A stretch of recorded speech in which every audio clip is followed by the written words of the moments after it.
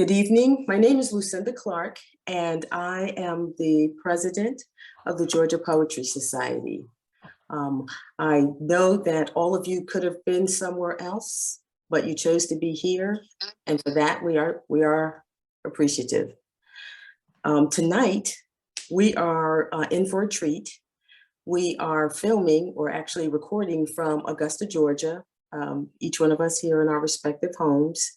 And we have with us two Augusta-based poets, Sa Jules, who is here, here in the white sweater, and Alice Johnson, who is trying to get on. And so we'll kind of get started, and once Alice comes on, we'll just let her in. Sa Jules, Madame. Welcome, welcome, welcome. Sa Jules is actually a poet who has published, correct? Say it again. 2 books, right? You have 2 books. And not only is she a published poet, she's an actress, she's a radio personality, and a business owner. You host the spoken word poetry downtown. Want to give us the name of that? It's Dope Spit and Open Mic, and we've actually moved up to North Leg Road. We're at Icons now, once a month.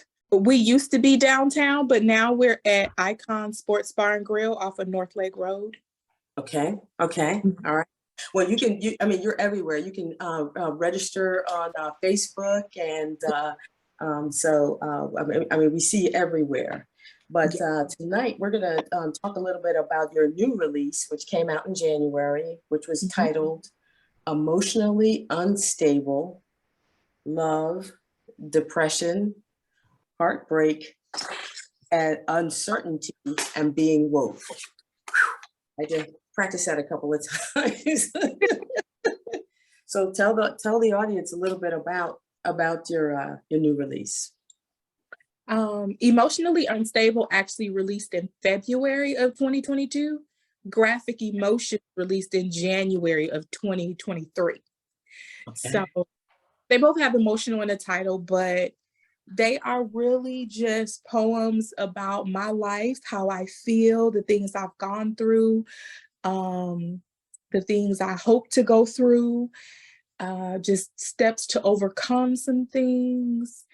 And Emotionally Unstable, it's a collection of my poetry, whereas Graphic Emotions is my poetry, a journal, and affirmations as well. So okay. And so well, after your first book, what brought you to writing this particular book? Oh man, after my first book, I was like, ooh, I still got some stuff to say. So and I had so many people over the years telling me how my poetry touched them or encouraged them to do certain things. And other people coming up to me saying they just don't know how to get their emotions out or their feelings out. So I wanted to provide them with poetry that would make them think, and make them not only think, but want to release whatever it was that they were holding inside, but also provide them with a place to release it. Because everybody doesn't want to get on stage.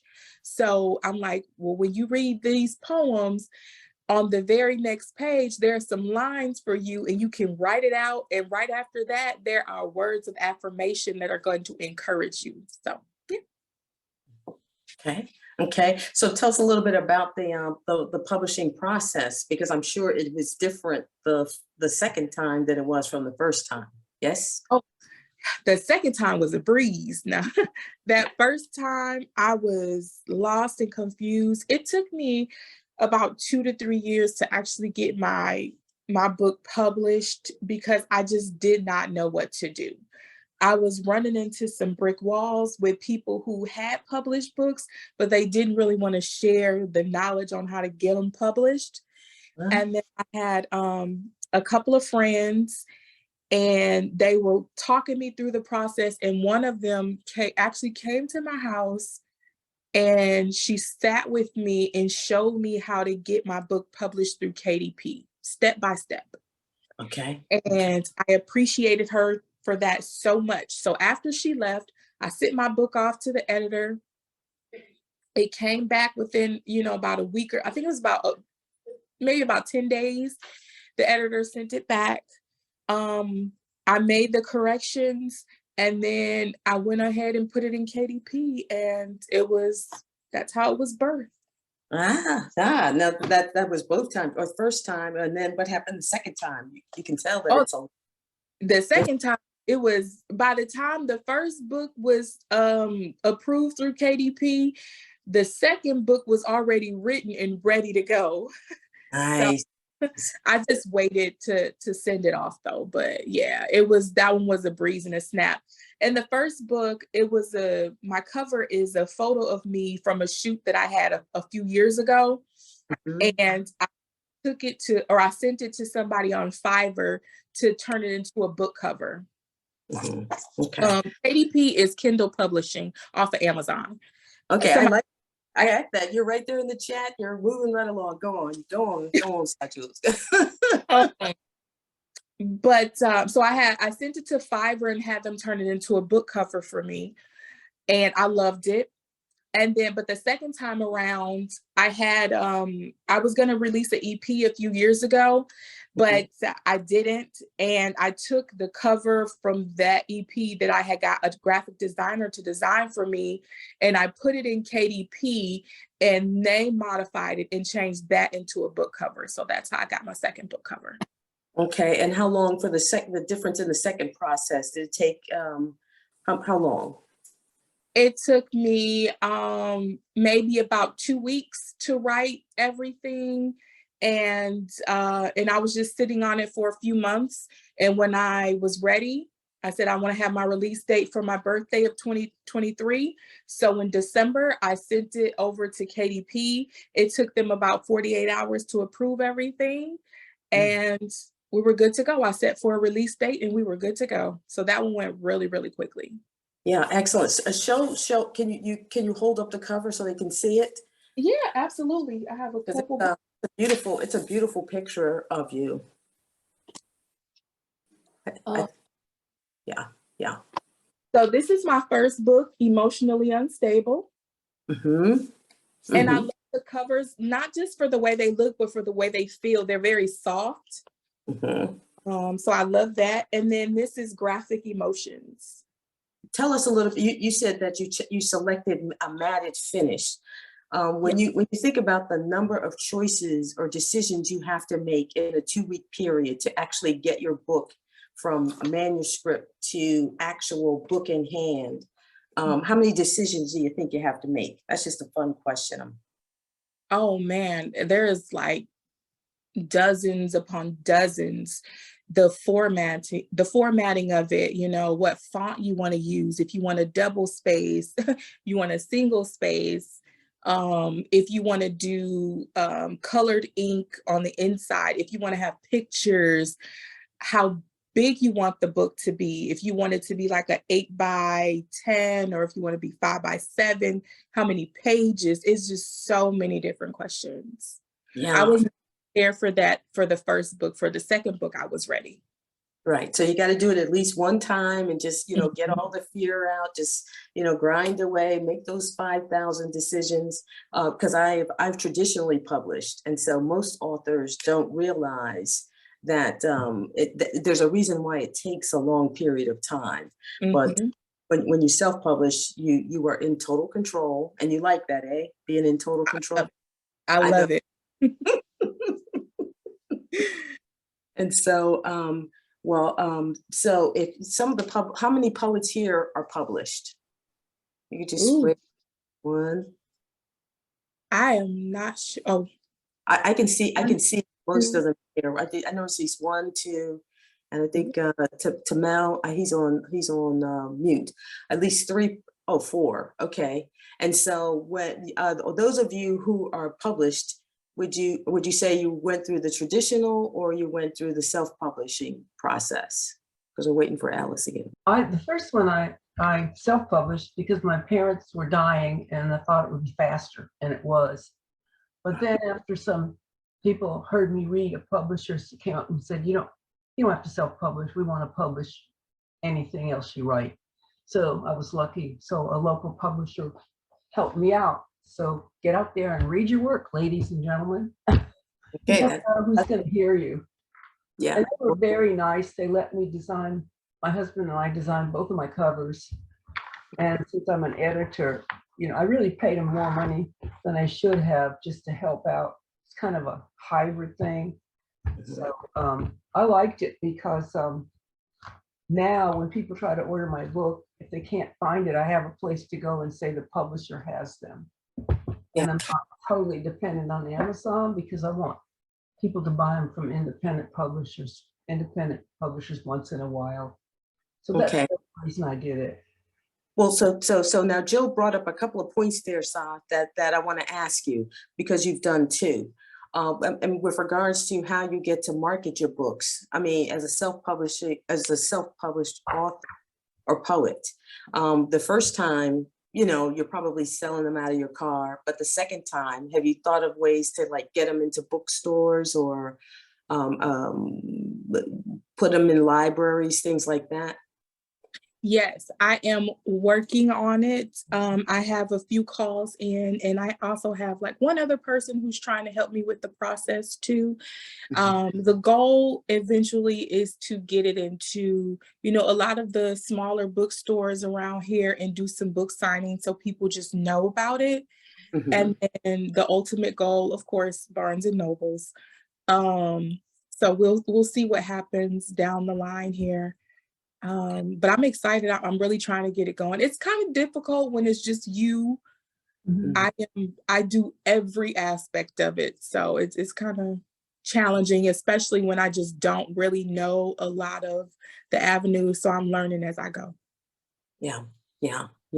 And so you're here in Augusta. So you mentioned that there's not a large publishers market, and you have to do it all yourself. And they're not there's only like two bookstores here, Book Tavern and Barnes and Noble. And so being a self-published author in a small town, are you looking around to, expand your reach? Or, I mean, are you thinking about like bigger distribution? Yes. I am in talks with a few bookstores from my hometown because I'm originally from Wisconsin, Milwaukee, Wisconsin. So I'm in talks with some stores there. I want to be in bookstores actually literally across the world. Okay. So that's my ultimate goal. I'm dreaming big here and I'm working on it. And nothing wrong with that. Nothing wrong with that. Well, while we're gearing up, do you have a poem that you'd like to share with us? Yeah, I do. This is one of my favorites because I've fallen in love. I put it in my book. I manifested it a few years ago because I was going through a series of bad relationships, of course, as a lot of people do. And so I had given up on love, and then it finally found me, but I had to manifest it first. So this poem is called One Day. This is when I was wishing upon a star, and it's out of my book entitled Emotionally Unstable. One day I'm gonna be the her half of him. People gonna walk past and be like, oh, look at them. I'm talking couple goals, building an empire, taking trips every other weekend, some alone time or perhaps with a few friends. Throw it in the bag type sprees with a love that overflows and never changes based on the direction the wind blows. Rubbing feet and painting my toes, I get aroused by the beads of sweat on his nose. From sneakers and hoodies on Fridays, painting the town red on Saturdays to our Sundays best, fresh and ready to spread love in the most holy way. When he talks, I listen, and when I speak, he'll hear what I have to say. I'll find security in him, and in me, he'll find everlasting. No bashing, we'll uplift one another. You see, it'll be a connection so deep, a bond so tight, that everything that died inside of me will soon once again have life. A forever kind of romance, light years past eternity. We'll weep together, sharing tears of joy, thanking God for connecting us finally. I'll shake his parents' hand, praising them for raising such a being. He'll visit my mother's grave with me, laying flowers as a symbol of respect and adoration for birthing the queen that is me. The one he knows dive first, asking no questions later, in love with. I'll be the heel to his purpose. He'll be the answer to my call, and we'll have it all. Love, respect, trust, and loyalty. At high noon, we'll sip tea, laid back on the patio, holding each other and feeling the breeze as it slow dances across our flesh. The beating of our hearts joined together. One band, one sound. We are harmonious. Unpack layers of disappointment, safe in each other's space. Looking in each other's eyes, we are face to face. No words spoken, but so much said. He knows exactly what is running through my head. I know what's pumping through his heart. One day I'll find him and he'll find me. And on that day, we'll just be. Ah, Thank you. all right, all right. Okay, so this brings a question to mind because if you can see everyone here on the screen, a lot of the folks here are what we call page poets, but you, my dear, are the queen of the spoken word stage here in Augusta, aren't you? I try to be. So tell us a little bit about the difference between doing spoken word as opposed to actually having to read your words on a page. I mean, Well, the difference between a page poet and a spoken word artist is we just memorize what's on that page and we animate it when we're on stage. That's just the simple way to put it. It is performance poetry. That is the only difference. And I like performance poetry because I like to talk with my hands. So, and I like to make eye contact when I'm on stage. That way I can connect better with my audience. That's what's comfortable for me. And I can connect better with my audience. They can actually feel what I'm saying and just go from there. yeah, yeah. Well, the follow-up for that is that you actually run an open mic that features spoken word. And so how many of the poets that come to your stage actually make the transition to the page and to the book? The majority, I would say about 85% of them come in as performance poets. And then we have about 15% that are page poets, which is cool. I love it all. I love it all. So you're going to be encouraging them now. Write those words down. Write them down because it's an important aspect to the literary arts to actually be able to read. And this is my opinion. Read what is being said because it's two different interpretations. It's almost like an adaptation of what you've written down. It is. I definitely encourage people all the time to write it down, to read it. And it's crazy because without poetry, I probably wouldn't read. I don't like it. And I've always been that way ever since I was a little girl. And it wasn't because my mom didn't read to me. She read me a story every night before I went to bed. I hated books. And when I started to like reading, it was poetry that I liked. And I had never heard of it. I was 11 years old. I'd never heard of it. And I'm like, why are these words just rhyming? And why is this sequence like this? And my teacher was like, oh, that's poetry. And I was reading a Langston Hughes poem, just like Job. That was the first poem I ever read. So I was just like, oh my gosh. And so I was reading for hours on end every day, and it was all poetry. So yeah. Well, now you're an actress, and I've seen some of your work. Transitioning from being a spoken word poet to an actress, has that helped you in any way when you're writing your poetry or performing it? Yeah, Believe it or not, there, especially when I do performance poetry, the acting part, me being an actress and a performance poet, they're kind of like one and the same.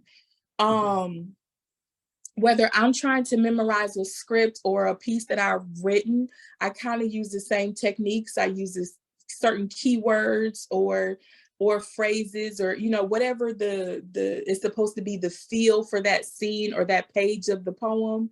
I kind of use the same technique to memorize it and know what's coming next.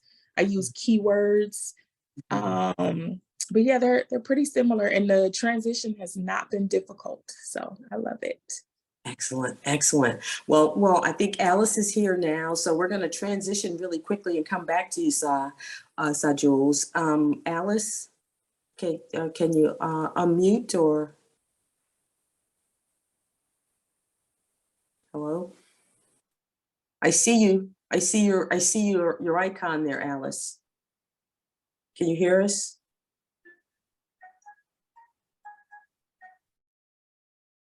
Okay. I don't know why she can't hear us.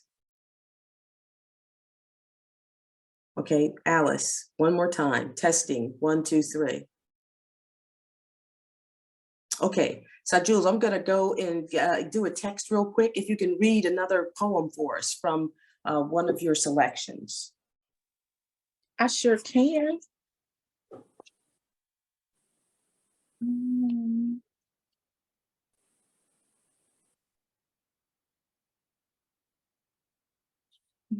This one is called Goddess Lightning.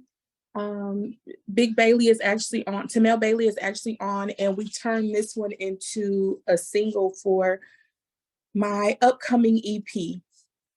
It's called Goddess Lightning, and it's from Emotionally Unstable. Lightning on the hips of a goddess, the sun shined through the thighs of this queen. She brought life into this world. She carried your seed. How dare you not worship her? To get only a fraction of her essence shall satisfy you for an eternity. Her radiance will fill your spirit, tipping over your cup of awe. Let her rain on you, pouring out pure greatness and satisfaction. Simply put, she is amazing. The ability to drown out the noises of the world, drown your sorrows in her love, relieve your pain by sprinkling her goodness all over you. Her aura makes your heart echo the sounds of thunder during a good rain. The downpour of kisses from her luscious lips, the movement of her body silhouettes in the waterfall of juices and berries. She carries your heart with her daily, guarding and protecting it as though it was her very own. Return the favor and save her. Save her from a world of negativity that becomes envious of the goddess in her. Well, she was born that way, so every morning she wakes up that way. Love on this queen just as much, if not more, than she loves on herself. Dance with her, dip her into the deep end of your kingdom, silver spoon feeding her joy and happiness. Wash her in your masculinity, making her feel safe and secure. Mix your royalty with her royalty and proceed to a life of combined royalty. Deserving of your loyalty, be her peace. Let it be still. Allow her to feast on your strength, feeding her soul as she pours it back into you. The cycle of strong, lasting love. It's infinite, a circle of your majesty. You, sir, are a god, and she is a goddess. Together, you are unstoppable. The levels you reach are unimaginable, entangled in a web of golden connections, platinum erections. They come back to back with an outcry of moangasms, birthing a nation of young kings and young queens, a future filled with relentless gods and goddesses, all birthed from the lightning that rested on the hips of a goddess. Well, see, when you're out there in the audience at a spoken word, everybody starts snapping and be like, sister, go on, girl. So tell us a little bit. That sounds like a love poem. That sounds like an empowerment poem. Tell us a little bit about that poem. That one, I was on social media, as I always am, and there was a picture of a woman's, like the side of her butt, and it had what we affectionately call as tiger stripes. because just the stretch marks. And there was like so many men and women making fun of her. And I'm like, any woman that has a child has those. And Mhm. we should be not praised, but just appreciated, Mhm. because the female body goes through so much. So that's where that came from. I was very upset, and I thought she was so pretty Mm. and brave to take the photo one and then put it out there. Yeah. So I was like, I'm gonna write something, and I was just inspired, and that's where it came from. Nice, very, very nice. Yeah, because I mean, and I got that impression from the title of your second book as well. It seems like you're addressing a lot of the issues. I mean, we're hearing a mixed audience, but it is Black History Month, and there's just a lot going on culturally about identity, what Yeah. is beauty, what is social media doing to our minds. And I think that actually, if you all haven't gone to her social media, any of her social media or Instagram, some of it is like, some days it's like, whoa, sister's out there. Ooh, she's sharing. And other I, days it's very, very deep and profound. And I think that what you bring here to Augusta, being able they call it spit sometimes when you get up on the Mhm. stage, and that's the name of your program, Dope Spit, correct? Yep. Yep. Yeah.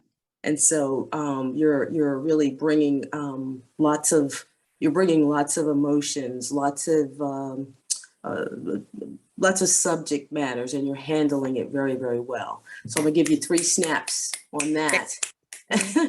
And we can't seem to get Alice on. I'm gonna see if there are any questions from the audience from you. I'm looking in the chat right now. Let's see what we've got.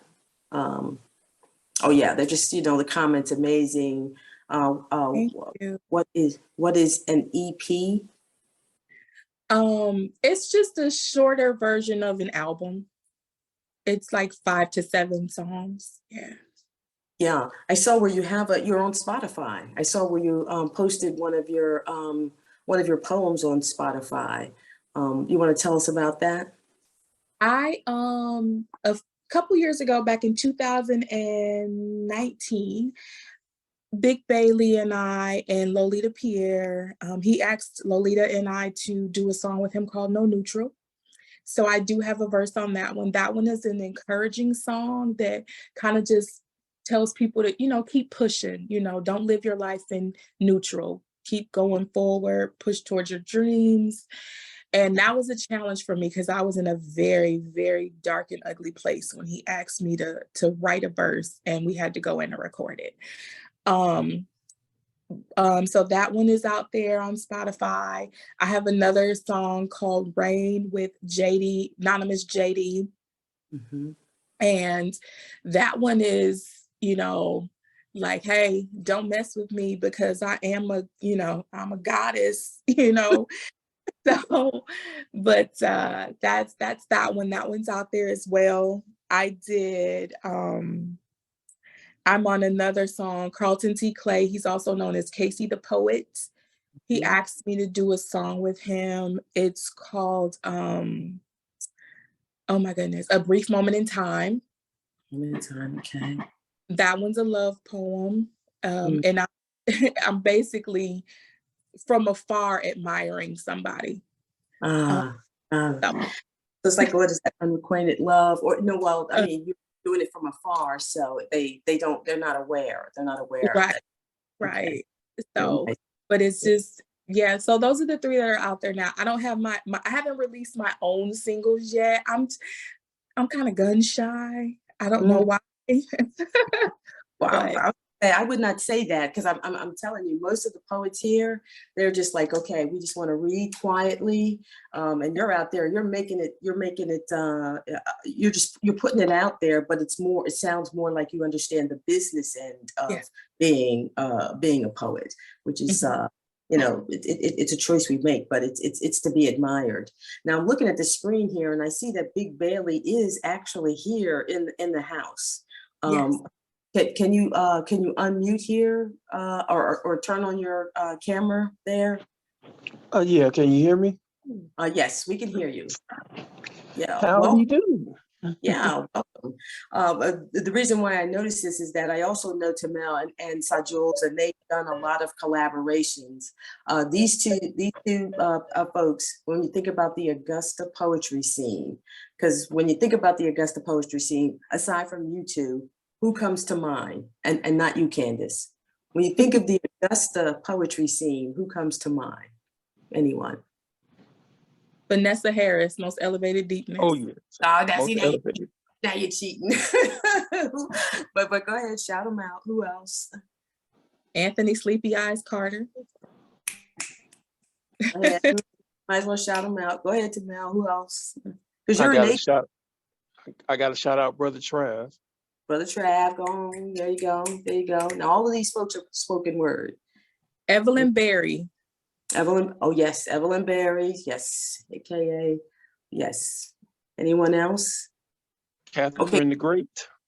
Catherine the Great. Okay, Catherine Zigcraft. Now, Catherine, she's been on the scene a long time. She used to do was it Mad Cafe downtown? Yep. So spoken word is alive and well. Do you want to share anything about Aiken, Tamel? Because I know you're over there with the Aiken Poets. Yes, we are part of well, yeah, because you came to a few of our meetings for the Aiken Poets, and we greatly appreciate the information you shared.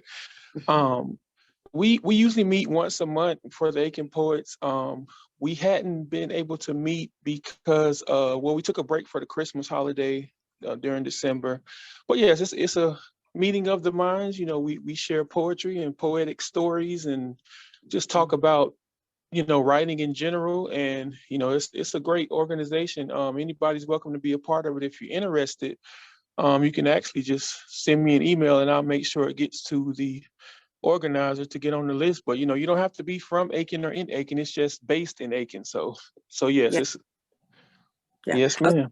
Yeah, you can put it in the chat. I was gonna say, don't be shy, Tamel. Just shout out to Georgia poets about the folks in South Carolina. We appreciate that. But we're all one big family here. Actually, the time that I've spent in the poetry scene before I start really working with Georgia Poetry Society, we got to mention Al Black, because he's another I want to say entrepreneur poet who is doing showcases. And these are names that you guys might want to know if you ever want to, once the pandemic really is over. I don't know where some of you are, but get in your car and you will not be disappointed. It's a great poetry community out there. And Google some of these other folks. Go ahead. Miss Lucinda, speaking on Al Black, I just featured at his event, Mind Gravy, a couple weeks ago. But he will be here in Augusta featuring at Dope Spit in June. Okay. Oh. His All right. flyer will be out soon. Yep. We'll send it along. Well, we've got another Augustan. Actually, we have two other Augusta poets here on the program, and we're going to get to hear them read in a minute. Alice is in her little block here is zooming up and down, but nothing's happening. Well, we know you're making an effort here, Alice, but we're gonna keep going. So if you get a chance to click in, we're gonna just let you go. We're gonna let you come on. But so we're gonna move things along a little to keep things going. Anybody else have any questions or comments for Sajules? Okay, somebody put something. Oh, I love it. You guys put it right there in the chat. I love that.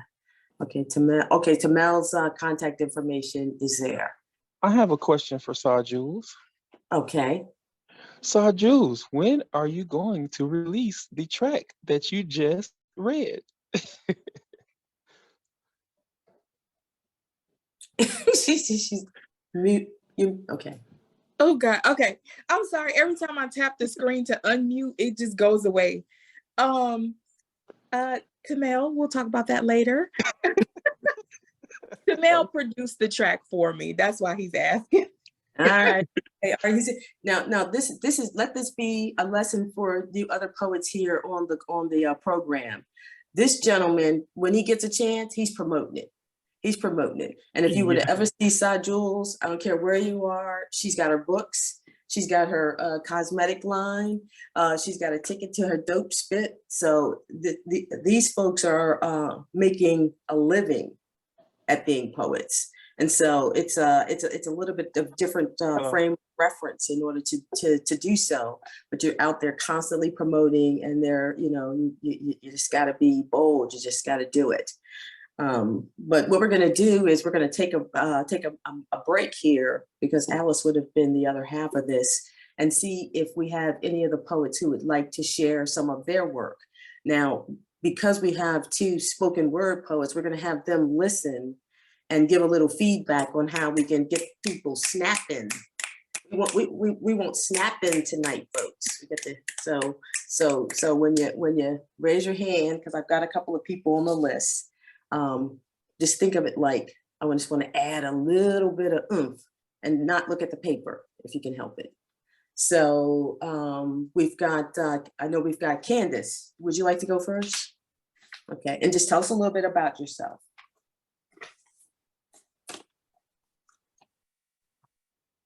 Sure. Hi, can you guys hear me? Yes. Sajul, so nice to hear you read and meet you. Really amazing. And Tamel as well. Nice to meet you. Hi, everybody. I just moved to Augusta about a year and a half ago from Los Angeles, and I'm a page poet, although I do love doing readings. And I'm just so thankful that Lucinda has pulled me into the Georgia Poetry Society. I have this book. This is my second collection of poetry. It's called A Girl, a Woman, a Teacher, a Poet. And it just talks, kind of follows or chronicles the life of a person just going through various stages and dealing with, everything thrown at you at that stage. Lucinda, do you want me to read, in honor of Black History Month, the poem that deals with bell hooks, or no? Yes. Are you tired of that one? Come on. Okay. Okay, I'm gonna take my glasses off so I can read. So this poem I wrote after the great bell hooks passed away last year. And this is called A Girl Remembers Whale Sharks and Bell Hooks. A girl passed out while diving with whale sharks at the Georgia Aquarium when she was celebrating her 15th birthday.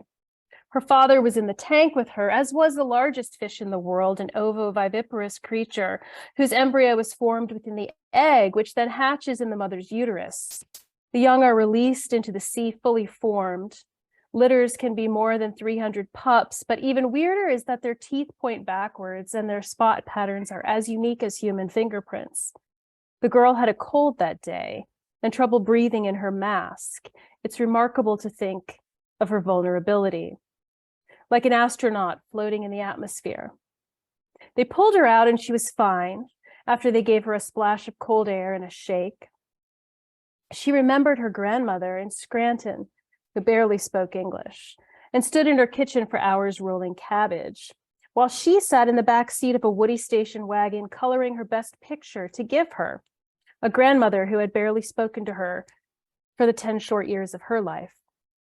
It was a deep sea scene from National Geographic's magnificent ocean coloring book, her companion on the 12-hour haul across Ohio through the Pennsylvania Turnpike, chewing gum and scented markers, and the hope of a grandmother's love. When they moved to the backyard to sit under the clothesline, she braved the walk toward Grandma Baelish, picture in hand. She looked at it and nodded and handed it back. She remembers wanting to swim like a whale shark, deep into the temperate waters and away from that humiliation. Today she is 51. She reads a post on Twitter about a grandmother who gave her grandchildren all the pictures they made her. She had them in garbage bags, one for each child. The overwhelming response was warmth and awe that this grandmother had kept the artwork so long and returned it out of love. She weeps. In a way, her own mother had handed her garbage bags of the stuff she kept over the years. This woman had stored them in her body. The hatred for her thighs and belly, disgust for her arms, the need for male attention, Women like Bell Hooks helped her take out that trash. She Mm. carried a slip of paper in her wallet the past 25 years. Quote, if any female feels she need anything beyond herself to legitimate and validate her existence, she is already giving away her power to be self-defining, her agency. These are the words Bell Hooks gave this woman and a generation of women tired of giving themselves to people who looked, nodded, and handed them back. A young girl's heart is an ovoviviparous creature. It gives and it gives endless litters of love until it realizes the embryos hatch inside itself. Thank you.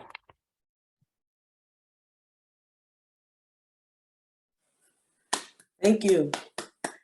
Okay, so now you have to tell the audience Bell Hooks. You have to give them just, they can't Google it right now, but if you want to Okay. Well, everybody else can jump in too. I mean, just iconic, activist, poet, writer. I mean, just strong figure for the civil rights movement, for Black empowerment, for feminism. Just a firebomb of progressive thinking and just a hero of mine. Okay, well, thank you for giving her honor today. Sure. Appreciate that. We appreciate that. Any comments, Saad? I mean, in terms of spoken word, is there any way that you could have made it go faster, or have the audience going, "Girl, well, what?" I really liked it, but I love poetry. The only thing I can say, just to transition from page poet to spoken word artist, is when you it's the inflection on certain points. The most important or significant points in your piece, you have to really put a lot of emphasis on those. And that's what's going to make your audience connect to you. When you put that emphasis and then you make the eye contact with them, they'll feel it. Because what'll happen is you'll hear them say, well, Bell, what? Yeah. And then occasionally you'll get a rewind and they want to eat that. So you did something great when you get that rewind. So. Yeah. Thank you, Sajals. You're welcome. Appreciate that. Thank you, Candace. Okay, Alice, I see you here, Alice, right here on my screen. Hello. Good evening, everyone. Good evening. Okay, all right. So, well, we started part of the open mic, but now that you're here, would you like to tell us a little bit about yourself? We've got to fast track it because we still have a little bit of time for the open mic. So, Sure. Of course. My name is Alice Johnson, poet. I'm also a social worker, psychotherapist. I practice here in the city of Augusta with the federal government. What I've done with A Dove in the Golden Light, topic of that's the name of my poetry book. It's called A Dove in the Golden Light. And within the pages of A Dove in the Golden Light, the reader will accept, they will hear inspiration, love, prayers, and wisdom from not only a biblical perspective, from a faith perspective, they will also receive it from the individual's solution, strength perspective, individual strength perspective as well. And so, Alice, you work with veterans, correct? Down at That's correct. Yes, yes. So there's a different set of challenges that they face down there. So what we did was you also self-published your book. Can you take us quickly through the process for you? Oh, yes. Well, actually, I had a published partner, Nia Literary Revolutionary, and she's a publisher out of Atlanta, Georgia. And I heard the beginning of Jules' self-publishing process, quick, fast, and in a hurry, which was great. So with mine, it was quick, fast, and a hurry. I was given the option to go the individual route or to have a partner, and I selected, since this was my first publication, that I decided to go with the NIA Literary Revolutionary Group through KDP as well, my KDP Kindle. And I also have products, retail marketing with Amazon as well as Barnes and Nobles. Okay, so your book can be found in Barnes and Nobles all over, or okay, okay, Currently the online product, the online. okay, Mhm. okay. Because yeah, Sajul's is looking to go that way, so you might want to Mhm. re-exchange your information. Sure, definitely. And so, how many decisions do you think you had to make in any given day to get this thing going? Get your Multiple decisions. The size of the book, um, the color, texture of the book, the photograph, the front of the book. And I also have a self photograph at the end of the book. The printing, I heard her mention the font, which size I selected, and the size of this particular material is quite a bit of challenges that you may have. I have the dove on each page. And in the rear of the book, I have some questions and answers for what is the golden light? How can you shine your golden light? And activities that the reader can participate in to brighten their light or to have their light shining even more. Okay. Would you like to share a poem with us? A poem from. Most definitely. Most definitely. I will go with Choose Love. Look at that smile on your beautiful face, the gleam in your eyes, the tone of your skin. Beauty expands because of the love you exude inside and out. You are fearfully and wonderfully made. Marvelous are your works, that my soul knows that very well. You provide encouragement, care for others for no particular reason. Girl, keep it moving. Love God and others as you love yourself. I am with you always to the very end of the age, my endless lover. Love is the fruit that continues to keep you strong and free. And at the end of each poem, I have the golden light. And the golden light is a quote from the scripture.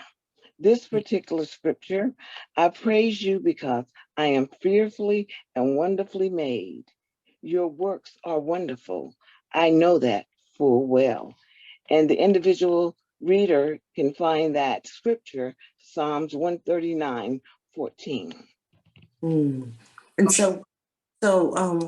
that's beautiful. So your book is mainly for those who are looking for spiritual guidance. Guidance. Okay. And on their lowest day, when they're feeling rejected, depressed, anxiety, there are poems and there's written material within this manuscript that can possibly inspire the individual.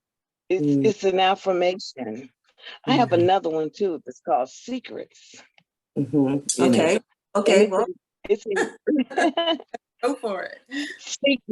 Secrets. My Lord knows my secrets, some sweet and some bitter.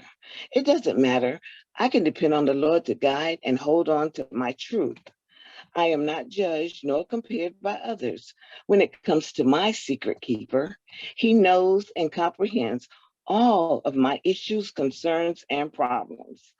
I cannot hide anything from thee, my skeleton bones in the closet. Thank you, Lord, for not sharing, comparing, or judging me. You Mhm. hold my confidence, mysteries, enigmas. Cultivate a secret life with Christ. He is waiting on you. And the golden light would be golden light. This will take place in the day when God judges people. Secrets through Jesus Christ, as my gospel declares, Romans 2:16. Okay. All right. I was gonna say now should we say amen or should we all say well? You know, and that's the difference between the two of your. I mean, I don't know how much you heard of Sajid reading, but both are uplifting, both are inspiring. One takes more of a I want to say religious bent. Mhm, Other one is more urban and contemporary. mhm, And so you, I mhm, mean, what you have been able to do is give us two different sides of the coin, mhm. which is, Yeah. we appreciate that very much. And so, does anybody have any questions for Alice? Yes, Barbara. Unmute. What size is her book? It's 6 inches by 9. Oh, it's small. Yes, as you can take a look, I purposefully, intentionally wanted it to have it the size so that a person could just travel with it on the plane Right, in I their purse understand. and go to Open their your page. doctor appointments. Can you open and let me see what it looks like, how it's printed? Definitely. Yeah, okay, Okay, yeah. you double spaced. Okay, that's interesting. Yes. Why would you say, Barbara? Why is that interesting? Uh, I'm new. I'm new to y'all and I'm new. Mm, I kind of want, I'm like you. I would like something they could just pop in their pocket. But mhm. some of mine, I think I just need it to be a little bit low. I'm wrestling with that. Just let's leave it at that. I'm wrestling. Okay. Because I Okay. want to put some of my art in my book. I want to put some photographs in my book. I don't know if that's proper or Mhm. not. Mhm. I've seen one artist who had photographs and they weren't good. Mm. Well, I can't do any worse than that. Yeah. Well, see, that's the beauty of when you self-publish, you can do it any way you want. But the one thing that I can mention here, because I sit on the other side of the publishing fence, is that you must know your audience. People Yes. self for different reasons, and we don't have the time to get into it deeply here. But as you could tell, Jules wants to uplift because she's looking at the world and she's seeing that people need to be given strength through a spoken word venue. So that's a very specific audience. Whereas Alice, she's doing spiritually, and if you listen to the tone and the temperament or tempo Mhm. for reading, she's reading it from the book, and it's more. I thought of Sunday morning as she was reading. I Mhm. thought Okay. being in church, and so if you Mhm. self-published, that's the reason why I have these ladies here, because it's the way to go if you ever want to learn what it takes to be published. Because once you've done the process yourself, you have more respect for those people who pick your work up and put their money into it and invest and put in all the marketing.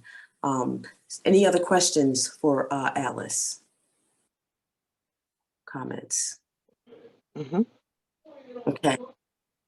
All right. So there was one question that I asked Jules, and I'm going to ask you, Alice. What do you think of the poetry scene here in Augusta? Well, positively, it has been interesting. It has been interesting. There are many people that are interested in poetry, more so than I had expected in this Really? area. Yes. Okay. Okay. So have you ever thought about going into a spoken word venue and reading your work, or where do you read most? Do you know, prior to writing my book, I have participated in Arts in the Hearts and other venues to Mhm, this was just material that I had on hand. So mhm. yes, I would be interested in doing that further. Mhm. Do you remember the day that you stood in front of that audience down there at that, at the, oh, it was, I think it was Robin, it was a mystery writer. And you Yeah. stood in front of the room and said, I'm gonna publish a book of poetry. That was like, what, Mhm. 25 years ago? And so here we are. Here we are. Here we are. No, Yes. no, Came to fruition. I made that stance. And yeah. I'm so happy that I completed the process. Dove in the Golden Light was produced and completed November 1st, 2022. Mm-hmm, Yes. mm-hmm. And so It's a new baby. yeah. And so the thing is not to, it's the journey. It's not, it's not the Mhm. destination.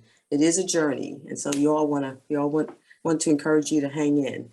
So we're at the 9 o'clock hour and we have several people who did sign up to read. And so we want to make sure that we get to them.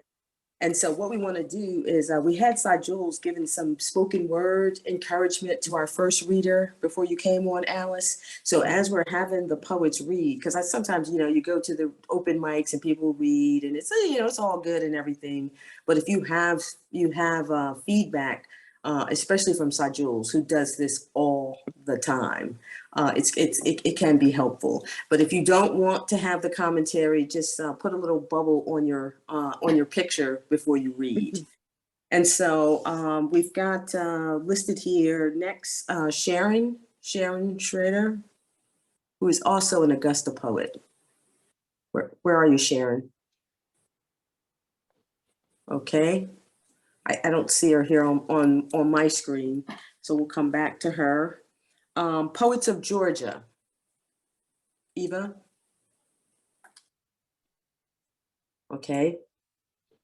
I don't know what that means. Are these people? Oh, I'm here. I'm here. Sorry, this is Eva. Okay. It just took me a second to unmute myself. Okay. All right. You have the floor or have the mic. Okay. Thank you. Mhm. Okay. So, I am primarily a page poet, but I do enjoy being on the stage as well. I would love to be on the stage more than I am, but physical illness kind of keeps me from being as active as I would like to be. And so it's been a long time since I memorized a poem. So I will be reading reading some. So none of them are very long. I have sorry, I'm just pulling them up. Do you have like a specified like amount of time? Like I have 3 poems that I could read, just 2. Okay. Yeah. We'll start with 2 because there's George. You're still going to read, yes? Yeah. Okay. So there's still a couple of people behind you. We don't want to get to the end and not be able to. Yeah. So, mhm. Yeah. 2 is perfect. That'll be great. Okay.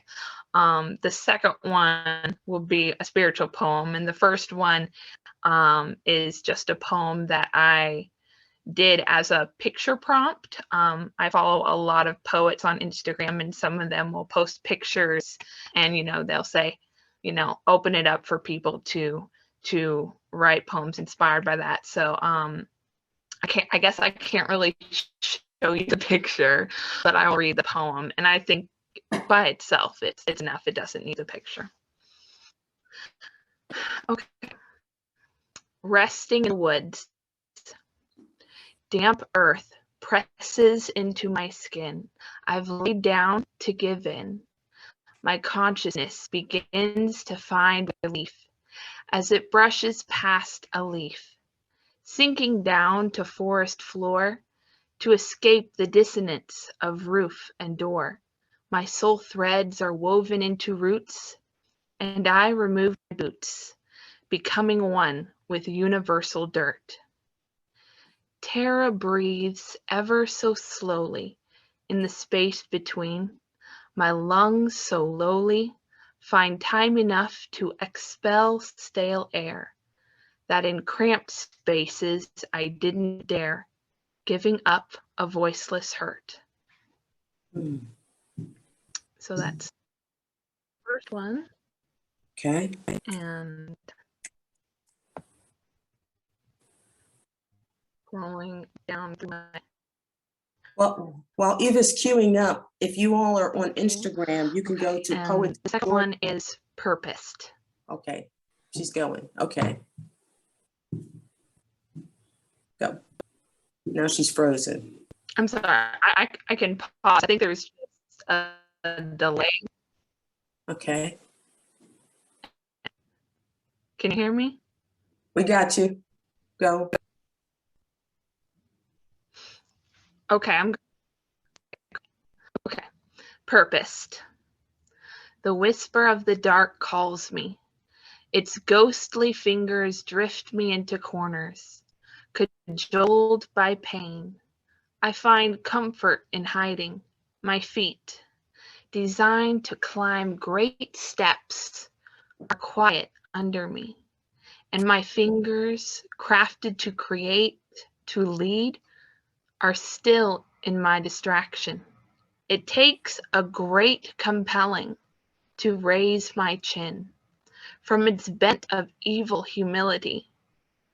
It takes a mighty calling to make me ashamed of my dismissal of the many holy hands that have worked to lift me up. It takes a glorious captivation to lift my mind from its gluttonous slumber and show me a true rest.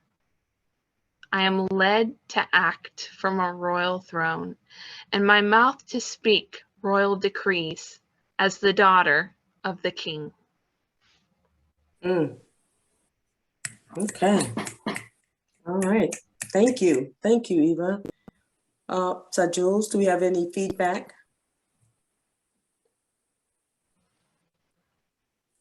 Okay. It was good. I loved them. Very deep, thought-provoking.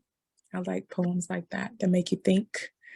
But yeah, if you ever want to just make that transition over, it's just putting those hard emphasis on those specific points. Okay. All right. Well, thank you, Eva. And I put in the chat her Instagram page, which is Poets of Georgia. Because she showcases a lot of diverse poets around. And you, Alice and Jules, if you'll put your information in the chat as well, so that we can, so how people can order your books while we queue up the next person, who is George. My VP, yes. Hey, George, how you doing, buddy? I'm doing good today. Great, great. It's good to have you here. Kind of late in the day for me, but I'm glad to be here and I'm glad to hear everyone. I'm always inspired by other writers. I'm a page poet. I try not to be. Actually, I'm a performance poet for my cats.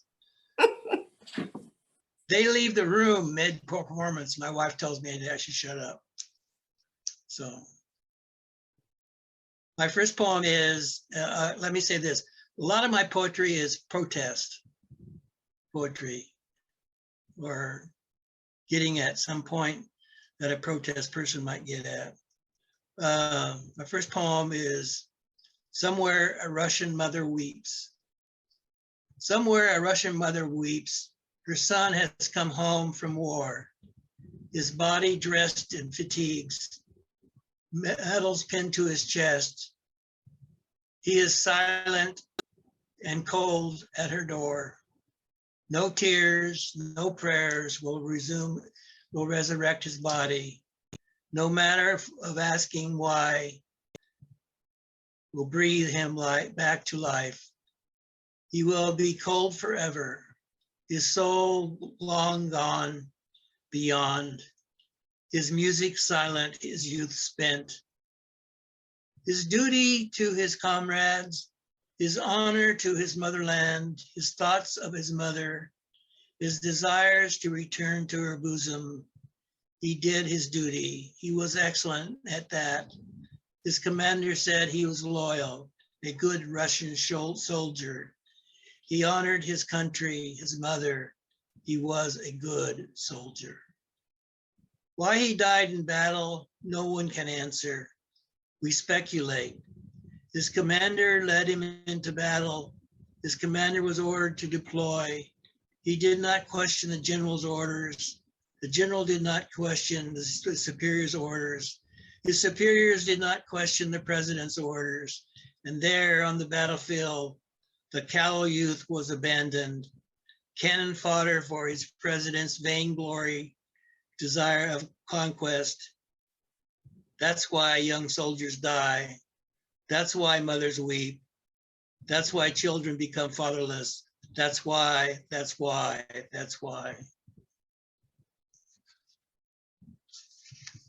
So my second one is another protest poem, and it has a repeating phrase in it. The name of the poem is While Commercials Played Across the Screen. While commercials played across the screen, the climate warmed, monarchs died, acid rain fell, daggers stabbed the sky, hail tore the canopy, shredding the fabric of life. While commercials played across the screen, polar bears searched for ice floes, penguins lost nesting grounds, 1,000 species vanished, floods destroyed croplands, coral bleached in too warm seas. While commercials played across the screen, earth marked by the overseer's whip bled into depleted soils. Seas yielded up no fish. Fall became longer, winter shorter, spring abbreviated, confused swallows nested early, wildflowers bloomed and withered before bees could arrive. While commercials played across the screen, God commanded, till and tend the earth, care for the pasture, the beasts of the forest and field. Adam did, others fouled the air, stained the seas, harvests became poor, food scarce, potable water lost. While commercials played across the screen, hazardous chemicals bled into streams. Dangerous lead levels were sustained. The corrupt profited as children were poisoned. Agent Orange was sprayed on forests. Babies were born deformed. Greed erased charity. While commercials played across the screen, citizens cared not for others' children. The world collapsed. Songbirds became silent. The last person died. Amen. That's it.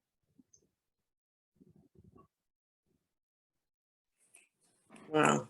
Okay. Sa. Wow.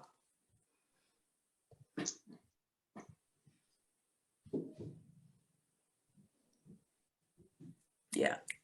Yeah. Oh, she's unmuting. Well, I was going to say, George, wow. I felt myself, I thought about what's going on every day when you turn on Every the news. day, yes. Never ending. Never ending. Okay, I got to unmute it. I'm fighting with this thing. That first one, that really hit me because my son went to the military. He went to the Air Force last year, and he's actually home on leave now. And as you were reading, he's packing to go back tomorrow. Oh, darn. So no. I was holding back tears. So, but that second one, it's crazy because there's so many just unimportant things that we focus on when there's real life happening. And so that was so deep. And I just know that if you got up and did that in front of a crowd of people, that everybody could relate, that will resonate with everybody. So I like them. Oh man, George, you got him crying. You got him. Well, I hope your son stays safe very much. Thank you. Yeah, we all do. We all Do you know where he's deployed to? He's not deploying. He's just going back to his duty station in Colorado Springs. Well, let him stay there. Yeah. Yes. Yeah. Yeah. Wow, well, thank you. Thank you for that, George. Was very good. Mm. It resonated with me as well. I have two sons that's active duty. So yes, and one of them is deployed currently in Kuwait. His date to return is within the next month. So yes.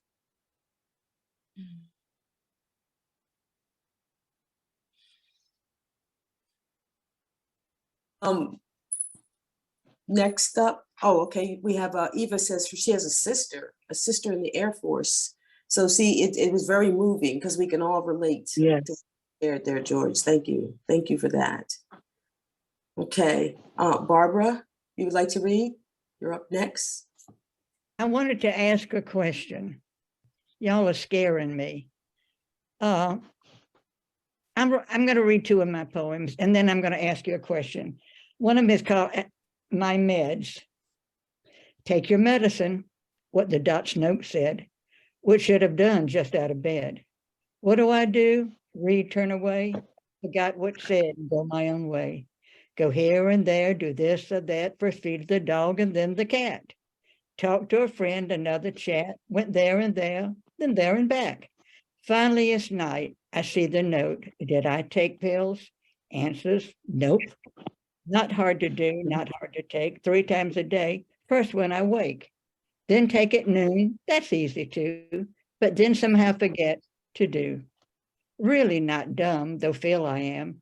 Just too much stuff in my head cram. Are you like me? Someone, somewhere, taking these pills a daily nightmare? Now it's bedtime and pills to take. I fall asleep, tomorrow wake. What can I say for what I do? Do you do this like I do too? And this one's called Not Intentional.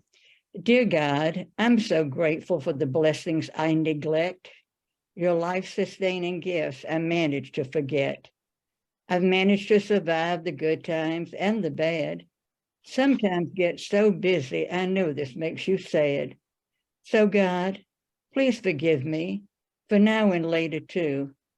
I'll always have regrets for things I didn't do. You know my every dream, love enjoying each day. Hear the hopes in my heart, would be prayers I'd pray. Jehovah, not intentional that I'm tired all the time. Been known to fall asleep, my prayers still on my mind. That's one kind of way I'm writing. But I'm scared because I'm older than y'all. And I'm tired of pussyfooting around. I think, George, I connect more to you with the way you were writing. But in some of my poems, and I'm going to have a chapter called Do Not Read. Do not, unless you want to hear the truth the way I think God sees it.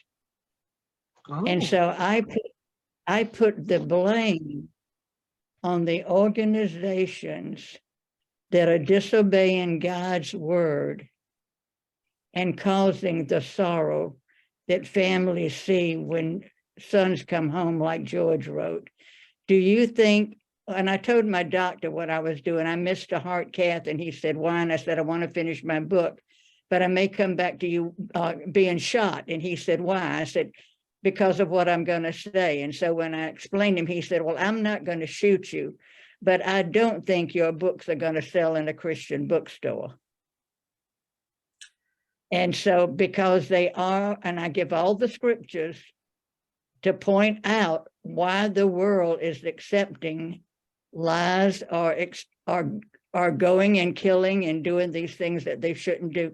Do I have reason to be scared? I know I'm throwing y'all a hard one. Be blunt as you can be. I can take it. Okay, Alice, so we've had I think this is moving a little bit away from the spoken word. So okay, this is my first night. I'm sorry. Well, no, it's fine. I mean,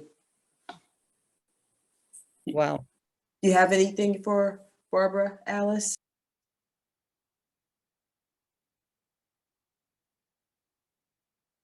You have to unmute.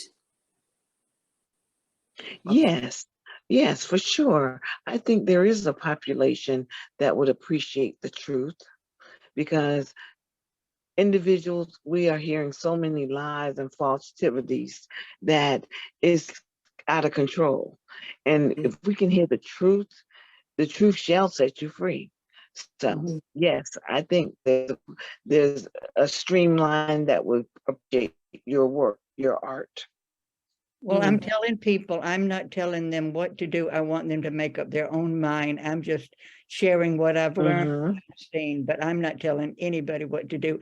And I do write a very apologetic intro. Well, okay, well, then we'll go to you, Jules, because Why are you apologizing? quite a bit of there. Oh, I'm sorry, but I was gonna say we'll go to Jules real quick because there was some it was quite rhythmic what she read, the first one about the meds. Actually, I felt a little bit in what she was saying. I think before you respond, Jules, since I'm the moderator here, I think that we still live in America, and so everybody's entitled to share their beliefs. But I think that trying to a truth is relative, and not to take away from anyone, but I'm just going to leave truth is relative, and I turn it to you, Sajul.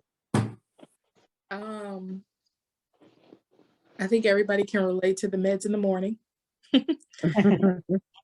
I certainly can, regardless of what type of med that is for you.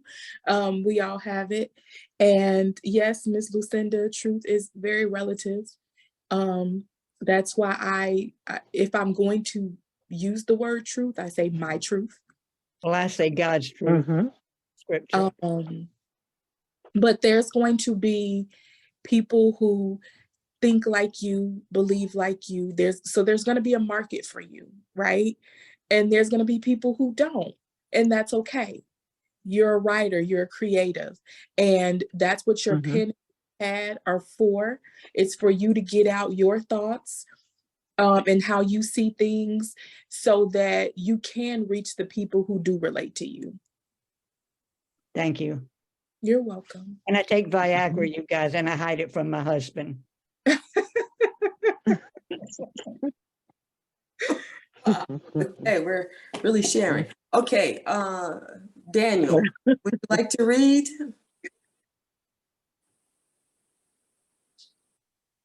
You're muted.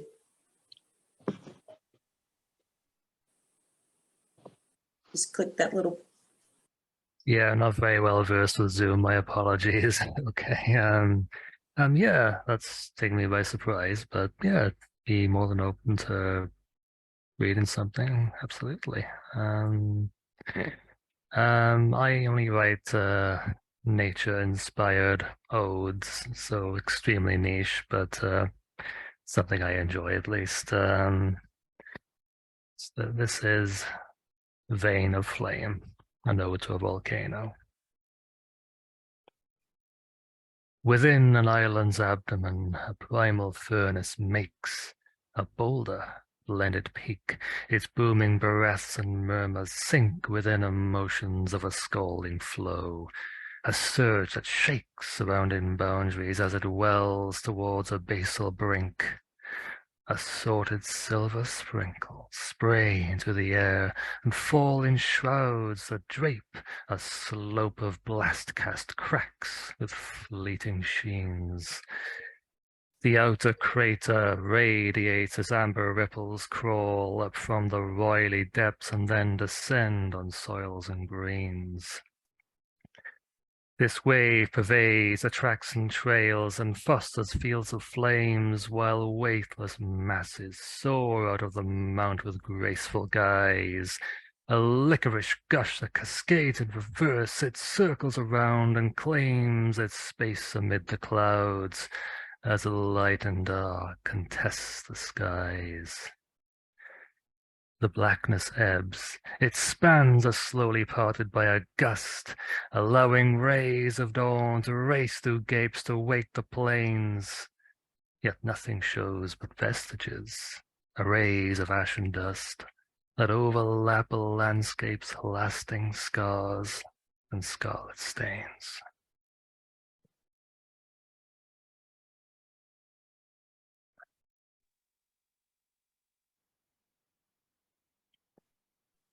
All right. Wow. Thank you. Jules. Wow. I'm just gonna tell you where that put me. You remember like years and years ago before TV, and they used to do like Masterpiece Theater on the radio? That's how your delivery was. So, I mean, I wasn't born before TVs were invented, but years ago, they still, maybe like 10, 15 years ago, they still had story time on the radio. And I would listen to it every day at 3:30 p.m. back in Wisconsin. And it was nostalgic for me. So thank Oh, you. that means a lot. Thank you. Yeah. The only thing I wanted to add was that all he needed was a flute in the background. Very nice. Thank you. Thank you, Daniel. Okay, we're ticking down. Time is Sharon. Sharon, are you here? Because she signed up to read. Tamel, would you like to no, wait a minute, Jill. Jill, did you get a chance to read yours? Okay, Jill actually signed up. I have the sheet in front of me, so we'll let Jill go first, and then if you would like to go, Tamel, then you're next. And Sharon, if you're there, please on mic. Okay, I lived in Georgia most of my life. In fact, I was vice president of Georgia Poetry Society for some time. And I moved to Maui, and we lived there for a while. And I wrote 2 books there. These are my covers, which my husband and I designed. I think they're beautiful. This one's called Dead Man's Flower. It's a book about grief. This one's called Pineapple Wine, Poems of Maui. So this whole book was about Maui, but I have one in here about Oahu. That's the island where Honolulu is. And I don't know what you know about the Hawaiians, but they greet each other by putting their noses together and breathing each other's air, which is called ha. So aloha means the ha is going back and forth to people through their noses. And I'm going to read about Oahu. The word means the gathering place. And it's where 75% of the whole state lives.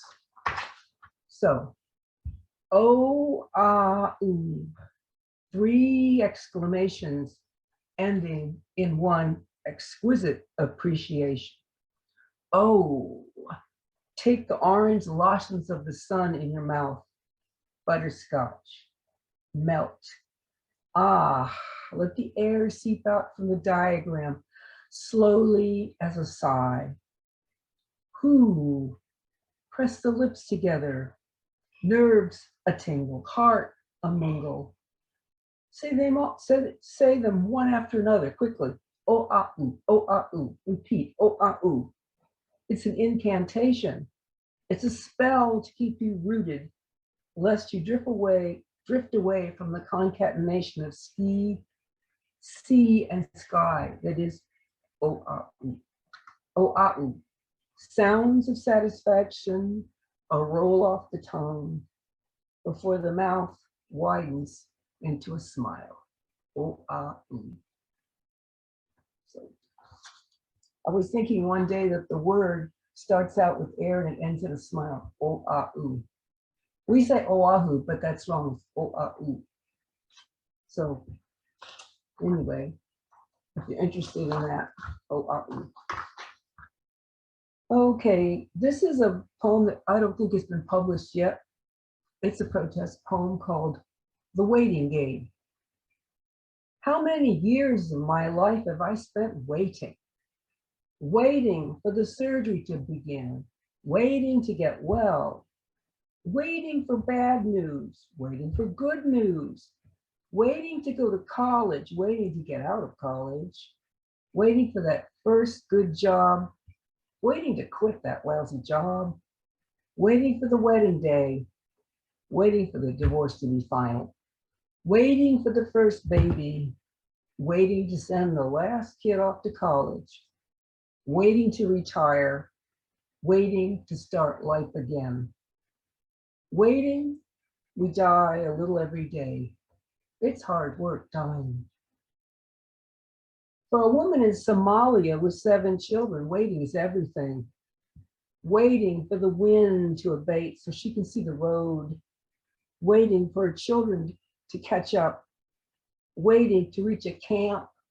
Waiting for a drink of water. Waiting to see a medic. Waiting for medicine to arrive. Waiting for something for the baby to eat. Waiting for word about her husband. Waiting to see which of her children will die. Waiting. They live a little bit longer each day. It's hard work, waiting. Hard work living.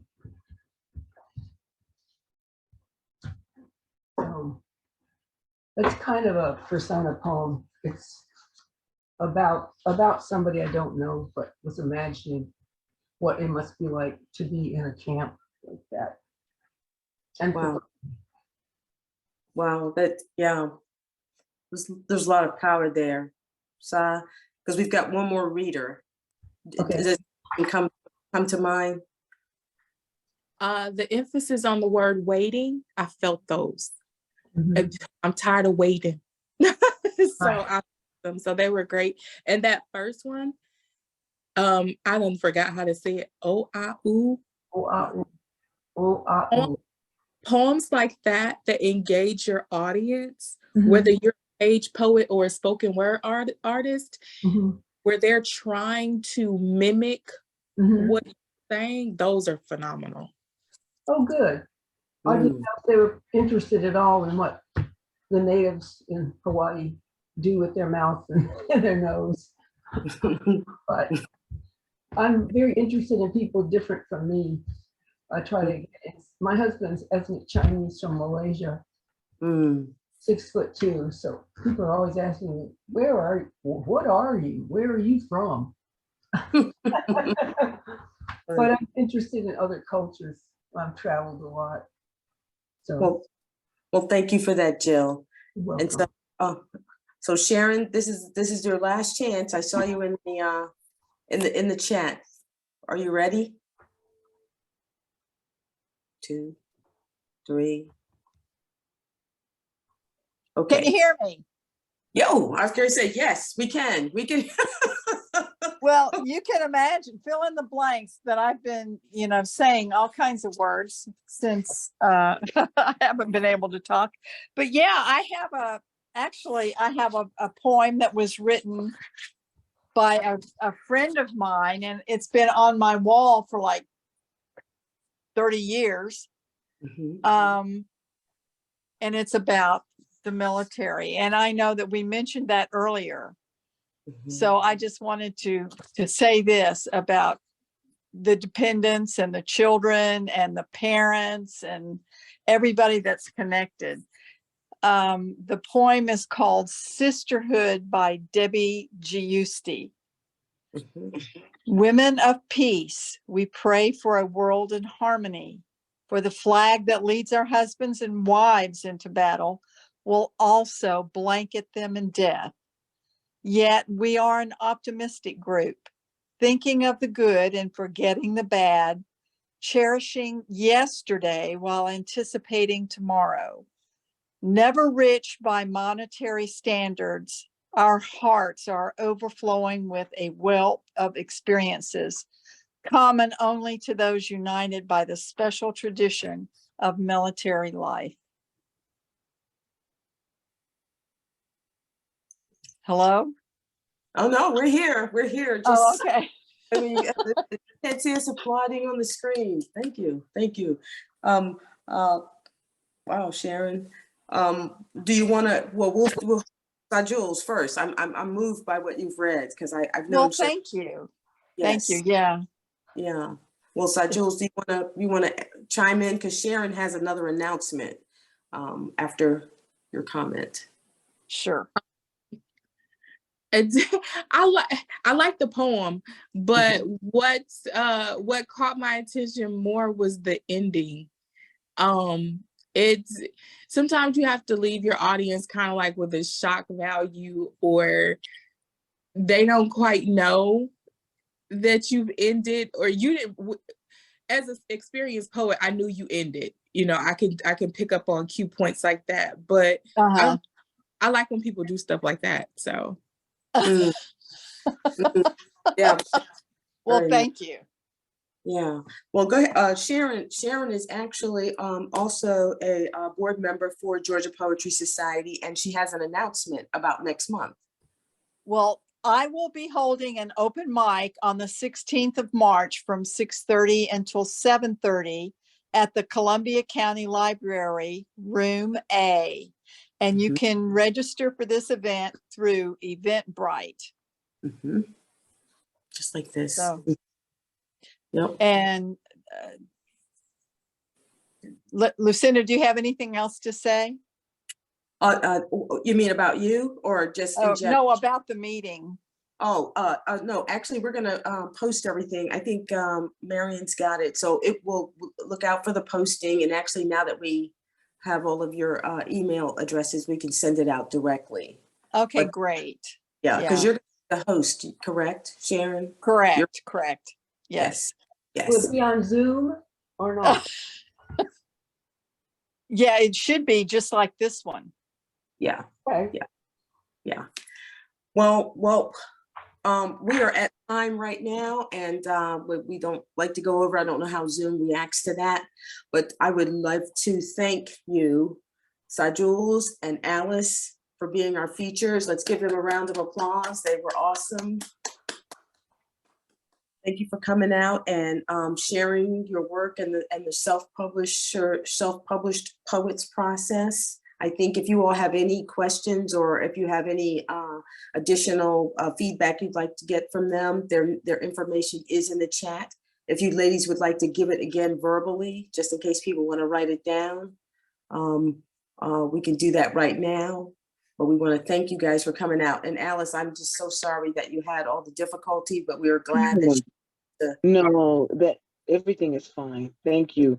Thank you for having me tonight and introducing A Dove in the Golden Light. Thank you.